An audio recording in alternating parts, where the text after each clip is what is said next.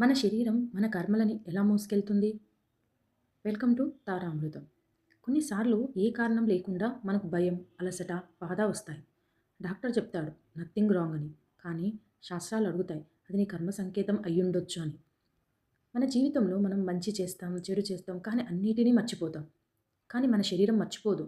అందుకే ఒక పరిస్థితిలో కొంతమందికి ప్రశాంతంగా ఉండడం, కొంతమందికి అసహనంగా ఉండడం జరుగుతుంది. ఇది అదృష్టం కాదు, ఇది కర్మస్పందన.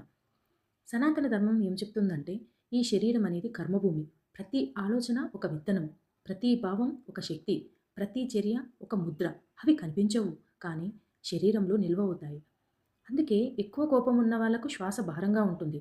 ఎక్కువ భయం ఉన్న వాళ్ళకు నిద్ర శత్రువు అవుతుంది. ఇది శిక్ష కాదు, సూచన. మీరు ఎప్పుడైనా గమనించారా? దేవాలయానికి వెళ్ళినప్పుడు ఏమి అడగకుండానే మీ మనసు తేలికవుతుంది. అది దేవుడు ఏదో ఇచ్చాడు కాబట్టి కాదు. మన లోపల దాచుకున్న కర్మభారాన్ని మనమే అక్కడ విడిచిపెట్టాం కాబట్టి. ధ్యానం చేసినప్పుడు శరీరం నిశ్శబ్దంగా మారుతుంది. ఆ నిశ్శబ్దంలో పాత కర్మల శబ్దం తగ్గుతుంది. అందుకే శాస్త్రాలు చెబుతాయి శరీరాన్ని బాధ పెట్టొద్దు, దాన్ని వినండి అని. మీకు వచ్చే ప్రతి అసౌకర్యం శత్రువు కాదు, అది ఇలా మార్చుకో అనే కర్మ సందేశం. శరీరం మారితే జీవితం మారదు, కర్మ మారితే శరీరం మారుతుంది. అప్పుడు జీవితం కూడా మారుతుంది. ఈ మాట గుర్తుంచుకోండి. మీ శరీరం మీ ఆత్మ రాసిన ఉత్తరం.